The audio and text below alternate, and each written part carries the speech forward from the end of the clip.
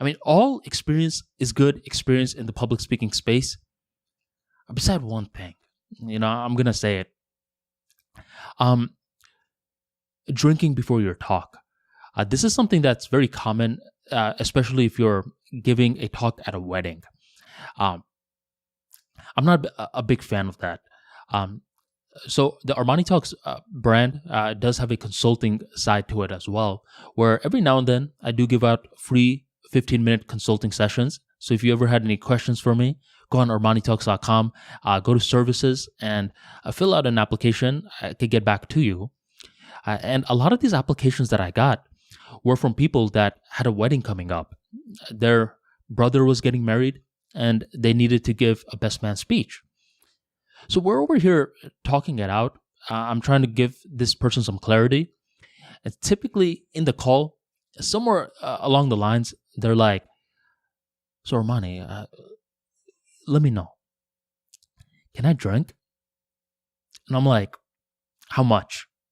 It's like just one shot beforehand. I'm like, "Yeah, one shot should be fine."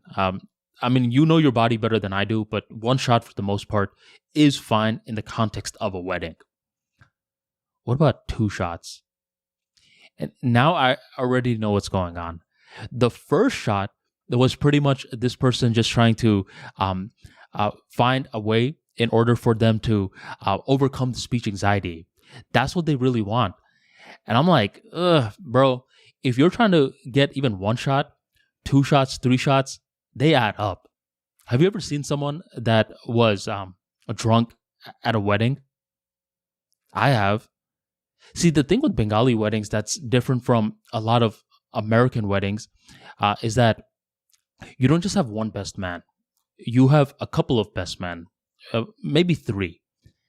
And normally, whenever I'm asked to be a best man, I like to be the first guy that gives the speech. Because once you give the speech, and now you set the tone, and you can just sit back and relax. So I give the speech. Then the second person gives the speech. And by the time the third person gives the speech, he is straight up wasted. And this guy is normally very shy. So we're thinking that he's just going to be like, getting up there, reading off his phone word for word. That's not the case. Suddenly, he's over here cracking some lewd jokes. He's over here talking a lot. He's making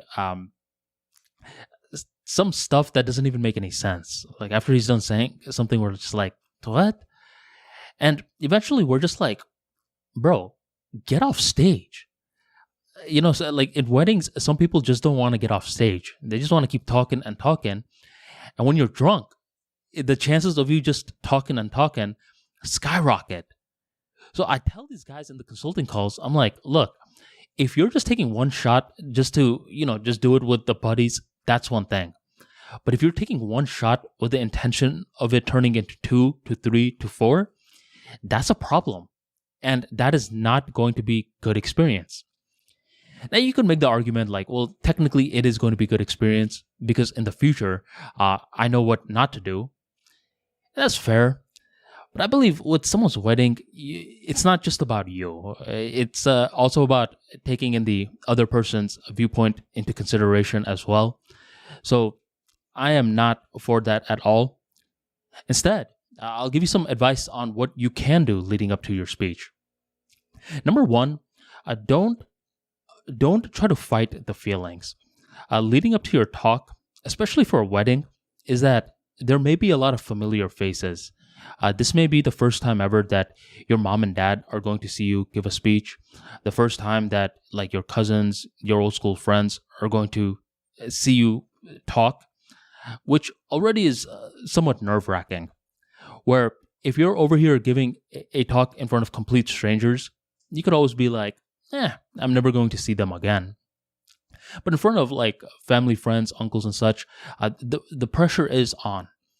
And your body is perfectly aware of this. Leading up to your speech, a few things that are going to happen is that your eyes are every now and then going to get watery. Don't worry, you're not crying. It's just your body reacting to the stress. Your mouth is going to get dry. Your body is going to get really, really hot out of the blue moon. And sometimes you're going to be enjoying a certain moment. You're just having a good time, right? And suddenly the thought of like the best man speech comes into your mind, and suddenly you're just out of it. It kills your groove, and other people can notice like, what's his problem right now? So these are to be expected. And what a lot of individuals try to do is that they try to kill those feelings. They're like, hey, stop feeling that. You shouldn't be feeling something like that.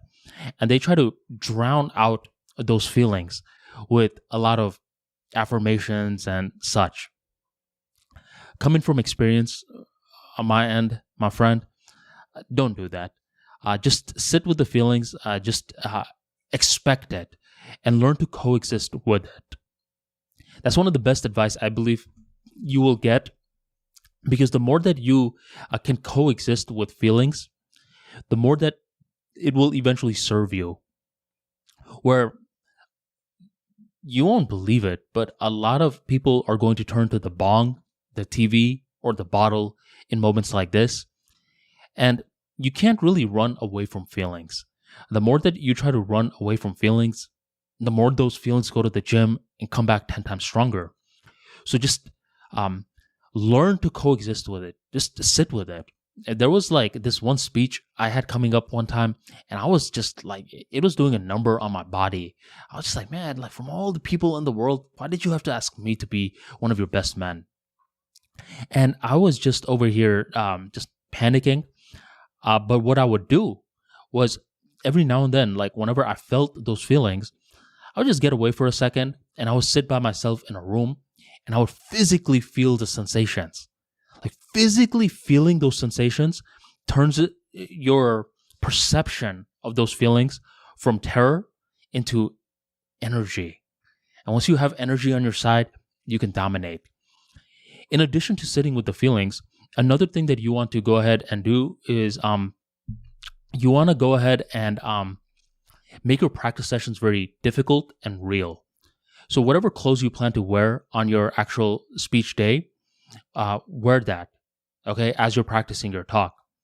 But here's a little caveat. Make it very difficult for yourself. So one thing that is difficult for a lot of public speakers is that they have to deal with that rapid heartbeat. So you want to know something? Go ahead and do a couple of push-ups before you begin practicing. Okay? Do some pull-ups. So you could decide if you want to wear your fancy suit before or after you do your push-ups, pull-ups. Doesn't matter. Get your heartbeat racing fast. The faster that it goes, now begin giving your talk. Once you're over here giving the talk, you're going to find it difficult. You're like, Armani, how am I going to give the talk? My heart is beating so fast. Breathe through it. See, this is going to be speech anxiety class 101. Learn to breathe through it. And when your heartbeat is racing through the roof and you're still giving your talk, you are learning to coexist with your feelings. You're learning to breathe through the stress, and you're capable of having poise. Now, here's another sleeper trick you could try out. When you're creating your talk, smile as you're creating it. Like associate positive feelings with it. So whenever you're over here thinking of the speech, it creates a positive impression in you. It's like with food. What's your favorite food? Let's say it's shepherd's pie. And anytime you smell shepherd's pie, that memory automatically releases certain chemicals in your body that makes you feel good. Release those chemicals with your speech by smiling as you're creating the speech. See, these are better strategies than drinking right before your talk. One shot is fine, but be very wary if you're planning on turning the one shot into a string of shots. This is where a lot of mistakes happen.